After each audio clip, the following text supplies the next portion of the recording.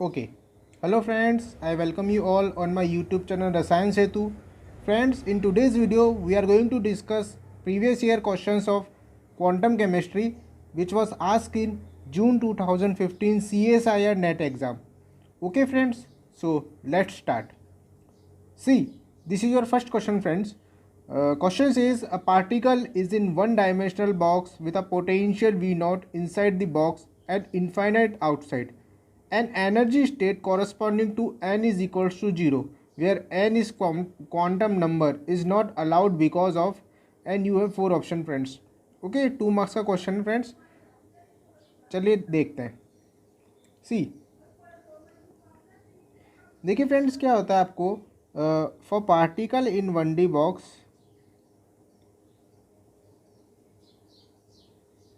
you know the wave function will be given by under root 2 by a sin n pi x upon a. अगर यहाँ पर आप assume करते हो n is equals to 0, तब यहाँ से ये हो जाएगा आपका sine 0 which is equals to 0.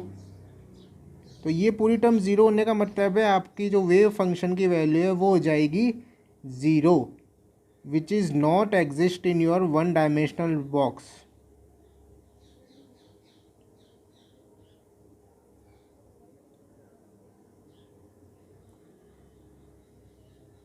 Okay friends, so अगर हम n is equals to 0 assume करते हैं तो जो वेव फंक्शन होता है उसकी वैल्यू हो जाएगी 0, जो कि आपके 1D बॉक्स में एग्जिस्ट नहीं करती है. तो इस बेसिस पर देखिए आपका जो ऑप्शन नंबर 3 है, the wave function becomes 0 everywhere, ये क्या हो जाएगा इस क्वेश्चन का आंसर. तो ये जो कंडीशन है वो क्या यहाँ पे अलाउ नहीं है, means wave function can not be 0 in your one dimensional box. So option number 3 is your correct answer. Okay friends, ये था आपका फर्स्ट क्वेश्चन. चलिए नेक्स्ट क्वेश्चन देखते हैं. See, this is your next question friends.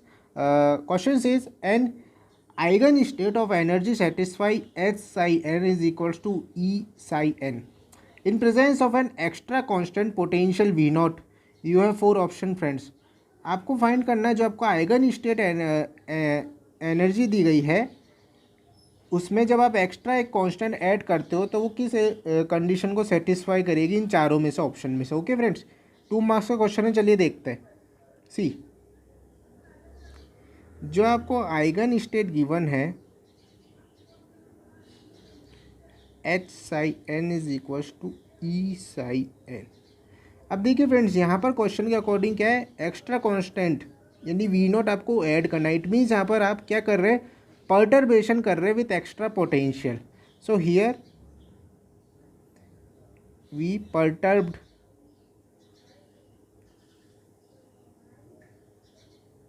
With extra potential V naught.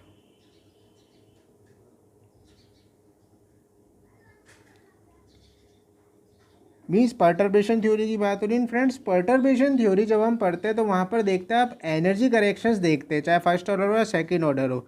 वहाँ पर wave function corrections नहीं होता है. First order and second order के लिए भी एनर्जी करेक्शन देखा जाता है. तो इट मीन जब आप इस आइगन स्टेट में पोटेंशियल या किसी भी कांस्टेंट से क्या करेंगे, पर्टर्ब करेंगे इसको, तो एनर्जी तो चेंज हो जाएगी आपकी,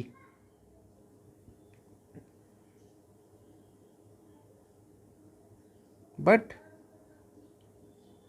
वेव फंक्शन चेंज नहीं होगा. तो इट मीन्स जो आपका यहाँ पर ऑप्शन नंबर 3 है इस क्वेश्चन का क्या हो जाएगा, right answer. That is only E will change but not psi. Okay friends, perturbation theory से आंसर आएगा इस क्वेश्चन का. चलिए नेक्स्ट क्वेश्चन देखते हैं. See, this is your next question friends. The simplest ground state valence bond wave function of a diatomic molecule like HCl is written as psi is equals to psi h 1s1 psi cl 3pz2 plus b, where b stands for, and you have four option friends. 2 marks का question नहीं है. चलिए देखते किस तरह से होगा. देखिए फ्रेंड्स, HCl गिवन है. HCl क्या होता है फ्रेंड्स, एक कोवेलेंट बॉन्डेड मॉलिक्यूल होता है.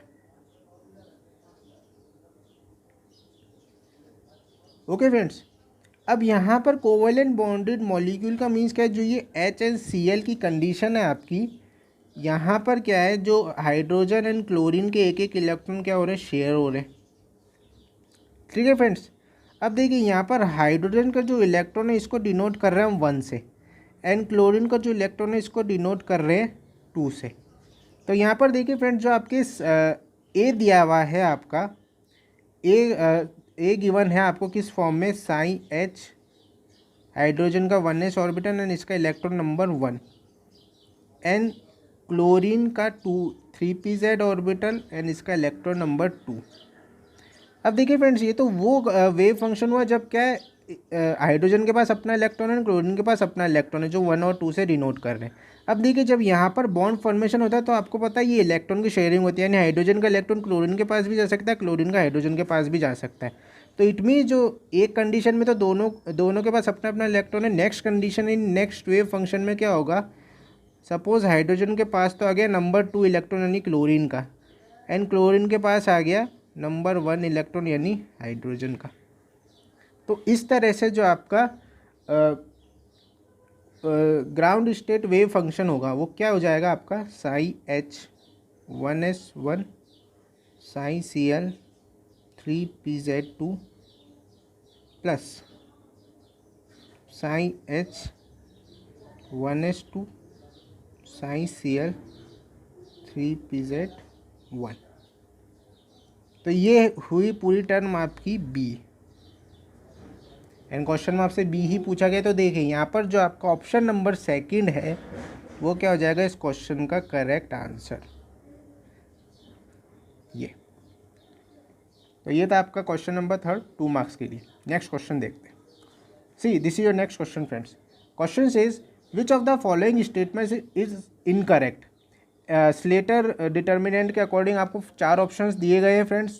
इनमें से आपको ये फाइंड करना है कि कौन सा इनकरेक्ट है फ्रेंड्स। ध्यान देना, इनकरेक्ट फाइंड करना है चारों में से। ओके फ्रेंड्स, चलिए देखते हैं इसको।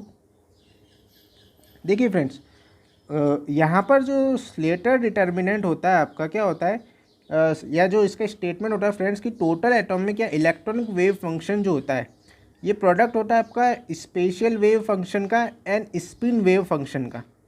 ओके फ्रेंड्स, तो जो आपका टोटल एटॉमिक या इलेक्ट्रॉनिक वेव फंक्शन है किसका प्रोडक्ट बताया, एक तो स्पेशल वेव फंक्शन का Sai space and spin wave function का। ओके फ्रेंड्स, एंड ये जो साई टोटल होता है ये होता है आपका एसिमेट्रिक या anti symmetric.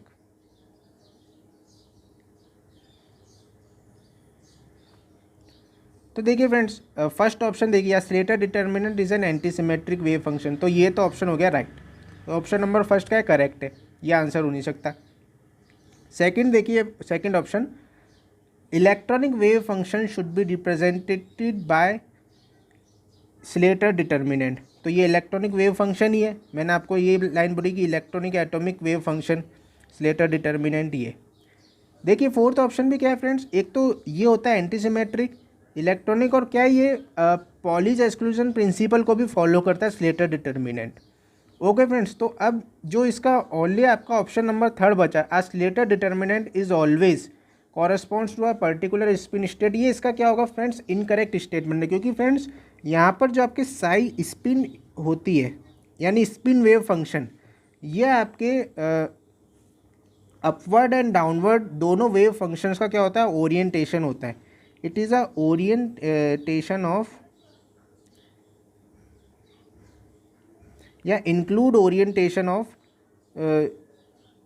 Include both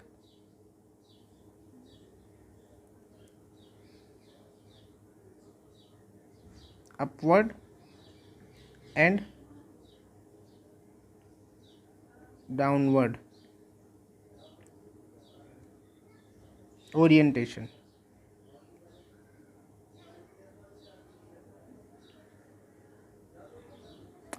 upward spin and downward spin, electron spin की बात करें फ्रेंड्स, 2 स्पिन होती है, आपको पता है मल्टी इलेक्ट्रॉन सिस्टम। अगर हम 2 इलेक्ट्रॉन सिस्टम की बात करें तो एक होता है अपवर्ड, एंड यहाँ पर जो इसके स्पिन वेव फंक्शन है दोनों इंक्लूड करता है। तो देखिए जो इसका ऑप्शन नंबर 3 कह रहा है Slater determinant always corresponds to a particular spin state. तो यहाँ पे ओनली पर्टिकुलर स्पिन स्टेट यानी ओनली या तो प्लस हाफ या माइनस हाफ ये इंक्लूड नहीं होगा, दोनों इंक्लूड होते हैं। तो इसलिए इसका ऑप्शन नंबर 3 क्या है, incorrect. So here option number 3 is your answer which is incorrect option for Slater determinant. Okay friends, ये था इस क्वेश्चन का आंसर आपका। चलिए नेक्स्ट क्वेश्चन देखते हैं। See this is your next question friends.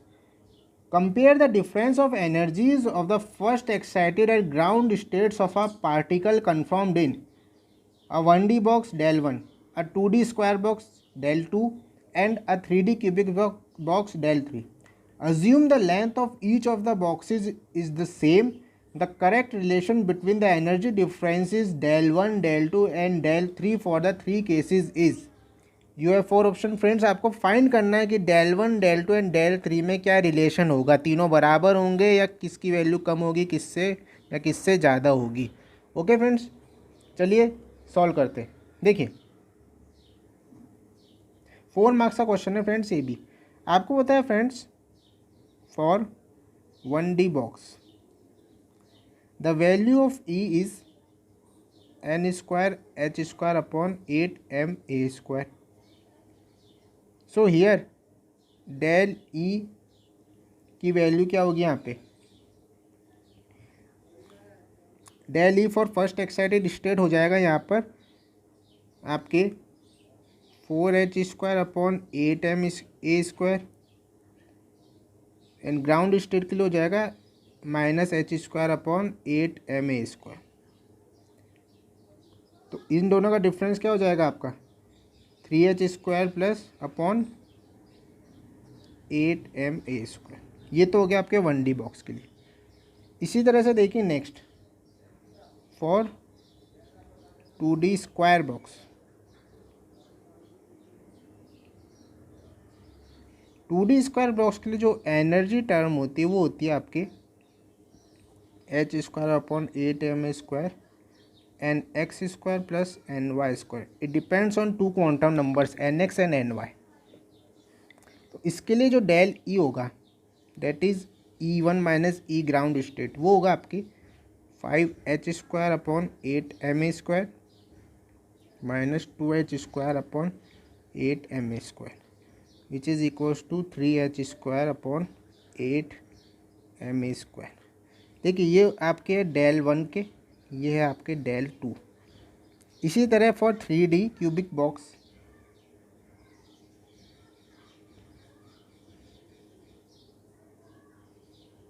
E should be given by h square upon 8ma square nx square plus ny square plus nz square. Here it depends on 3 quantum numbers nx, ny and nz. So the value of del E for 3D cubic box will be 6h square upon 8ma square minus 3h square upon 8ma square which is equal to 3h square upon 8m into a square del 3. So here you see that del 1, del 2 and del 3 values are equal. So it means del 1 is equals to del 2 is equals to del 3 which is your option number 2. Option number 2 क्या हो जाएगा friends इस question का correct answer. Okay friends, इस तरह से solve होगा ये। चलिए नेक्स्ट क्वेश्चन देखते हैं। See this your next question friends. The correct statement about both the average value of position and momentum of A 1 dimensional harmonic oscillator wave function is. 4 marks का question है friends. Direct solve करते हैं friends. Option number 3 इसका answer आएगा कि 1 dimensional box में जो value of position, average value of position and average value of momentum होती है, दोनों की वैल्यू क्या होती है 0 होती है। आपको डायरेक्ट याद रखना है इस वैल्यू को 0 होती है। तो इसमें इस क्वेश्चन का आंसर क्या होगा आपका option number 3 both x and p will be 0। Okay friends, चलिए नेक्स्ट क्वेश्चन देखते हैं। See this your next question friends. Question says the value of the commutator x into x dot into P X is. ये commutator आपको दिए गए हैं 2 and आपको इनकी वैल्यू फाइंड करनी है। 4 ऑप्शन आपके, 4 मार्क्स का क्वेश्चन है फ्रेंड्स। चलिए देखते हैं 7 क्वेश्चन आज का। देखिए फ्रेंड्स, ये आपको कम्यूटेटर गिवन है, आपको ये फाइंड करना है। अब देखिए फ्रेंड्स, यहाँ पर सबसे पहले हम क्या सॉल्व करते हैं, इसको अलग सॉल्व करते हैं, एक्स डॉट पी एक्स। इसमें देखिए पी एक्स क्या है आपका, linear momentum in X direction.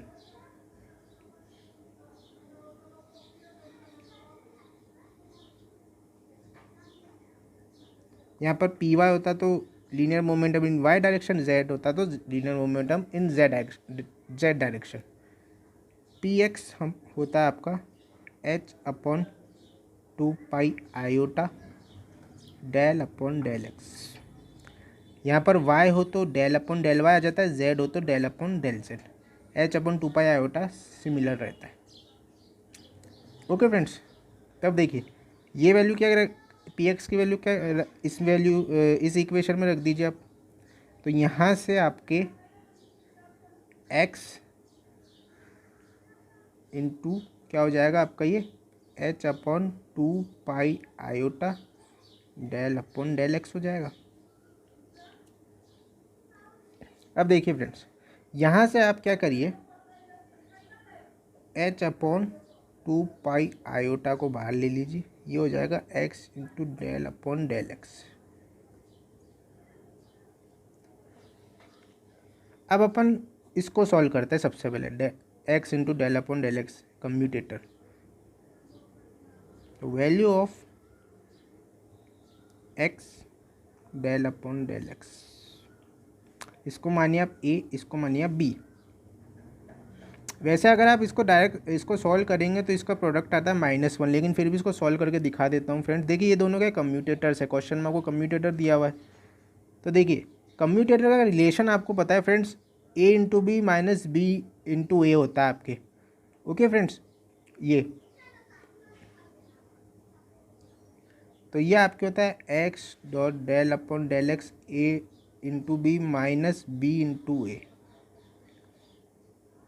इसको आपने क्या कर दिया, एक वे फंक्शन के साथ सेट कर दिया, सपोज साई फंक्शन है ना। अब देखिए क्या होता है, इसको सबसे मल्टीप्लाई करिए तो ये आ जाएगा X into del psi upon del X minus del upon del X into X I. ये हो गया। आगे सॉल्व करते हैं इसको,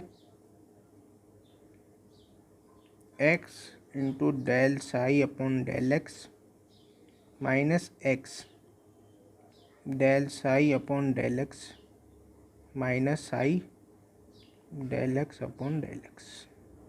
एक्स आई को इससे मल्टीप्लाई करेंगे तो ये टर्म आ जाएगी। यहाँ पे देखिए डेल साई डेल ये कैंसिल हो जाएगा आपके, एक्स से एक्स कैंसिल, तो यहाँ पे वैल्यू आपके क्या बची, only -1 psi is equals to -1। तो x into del upon del X की वैल्यू क्या है, -1।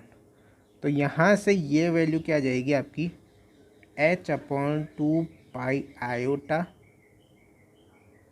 -1 which is equals to -h upon 2 pi iota. ये हो गया फ्रेंड्स। अब देखिए फ्रेंड्स, h अपॉन 2 पाई को हम लिखते हैं h cut, reduce Planck constant बोलते हैं h कट को, h अपॉन 2 पाई। तो ये हो गया आपका -h कट अपॉन आयोटा। अब ये -h कट अपॉन आयोटा है, इसको आप क्या कर दीजिए, आयोटा से मल्टीप्लाई एंड डिवाइड कर दीजिए। न्यूमरेटर में तो मल्टीप्लाई कर दीजिए, डिनोमिनेटर में क्या कर दीजिए, डिवाइड कर दीजिए। जब आप ये कर लेंगे आयोटा से मल्टीप्लाई एंड डिवाइड, तो आपको क्या मिल जाएगा, -h cut iota upon iota square. And आपको पता है आयोटा की वैल्यू तो होती है √-1 एंड आयोटा स्क्वायर की वैल्यू क्या होती है, -1। ठीक है फ्रेंड्स, तो यहाँ से आपके ये हो जाएगा -1 एंड यहाँ से माइनस माइनस कैंसिल, तो ये वैल्यू पूरी टर्म जो है x इंटू पी एक्स आपके, हम इसी का तो सॉल्यूशन कर रहे हैं x इंटू पी एक्स। इसको जब आप सॉल्व करते करते क्या आ जाएगी इसकी value H cut into iota. तो यहाँ से x पी एक्स आपके पास आ जाएगा एच कट इंटू आयोटा। अब इस वैल्यू के क्या कर दीजिए आप, ये जो पूरी इक्वेशन दी गई है यहाँ पे x इंटू पी एक्स की जगह एच कट आयोटा प्लेस कर दीजिए जो क्वेश्चन में गिवन है। सो हम क्या करेंगे now, x into P X is equals to x H cut iota. इसको आप मानिए a, इसको आप मानिए b। अब देखिए क्वेश्चन में आपको दिया गया कम्यूटेटर्स है, कम्यूटेटर्स का रिलेशन आपको पता है, कम्यूटेटर्स के रिलेशन में ए बी माइनस बी ए कितना होता है, 0 होता है। तो यहाँ से आपके क्या हो जाएगा, ये x into H cut iota minus H cut iota into X is equals to 0। तो यानी ये जो है आपकी रिलेशन जो आपको दिया हुआ वैल्यू है इस कम्यूटेटर की क्या आएगी आपकी 0, which is your option number 4, इस क्वेश्चन का करेक्ट आंसर। तो फ्रेंड्स देखिए ये तो मैंने आपको सॉल्व करके बता दिया, लेकिन आप इसकी वैल्यू डायरेक्ट याद रखेंगे -1 तो आपको टाइम बचेगा। तो यहाँ से इसको आप वैल्यू डायरेक्ट -1 रख दीजिए डेल अपॉन डेल, एंड जब इस तरह से पूरा सॉल्व करेंगे आप तो आपको एंड में वैल्यू क्या मिलेगी 0 कम्यूटेटर्स की। ओके फ्रेंड्स, तो ये था इस क्वेश्चन का सॉल्यूशन। आई होप आपको समझ आया होगा फ्रेंड्स। तो फ्रेंड्स ये था आपके कुछ जून 2015 में आए हुए क्वेश्चंस क्वांटम केमिस्ट्री के। फिर भी किसी भी तरह की डिफ़िकल्टी आपको फेस हो तो कमेंट सेक्शन में आके ज़रूर पूछिए friends. So thank you friends, thank you for watching.